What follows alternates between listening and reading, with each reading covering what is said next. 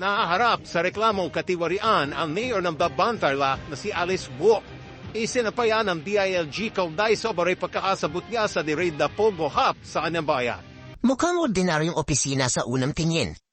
Pero nang salakayin ng mga otoridad noong March 13, nadiskubre ang samot-saring gamit na para umano sa iba't ibang uri ng scam sa compound ng Zunyuan Technology Incorporated sa Babantarlac.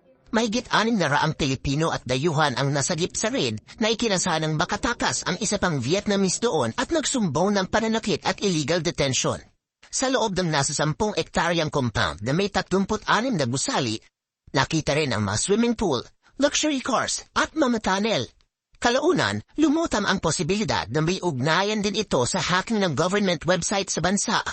Naging palaisipan kung paano nakapag-operate ang Pogo Hub, gayong nasa likod ito mismo ng munisipyo ng Bamban.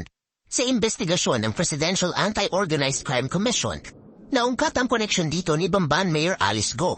Bago tumakbo bilang alkalde noong 2022, si Guo raw ang nag-apply para sa Letter of No Objection para sa license to operate ng complex na dating Hongsheng Gaming Technology ang pamalan.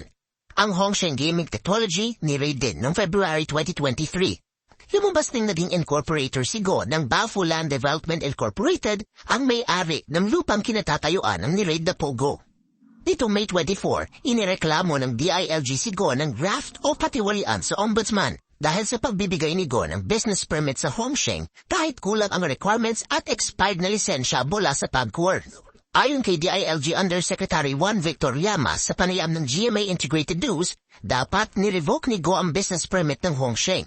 Tiwala silang malakas ang kaso at maaaring maging basehan ng ombudsman para patawan ng alkalde ng preventive suspension. Tingin naman ni Senate Committee on Ways and Means Chairman Sherwin Gatchalian, sindikato ang nasa likod ng ni-raid na Pogo Hub at maaaring may anya Pogo politics na nagaganap para makalusot ang iligal nilang aktibidad. Sigurado akong sindikato ang nagpatayo nun. Malaking posibilidad yan na Pogo money ang tumakbo para magkaroon ng Pogo politics. Sa laki ng perang pumapasok, siyempre naghahanapin sila ng mga kaalyado nila.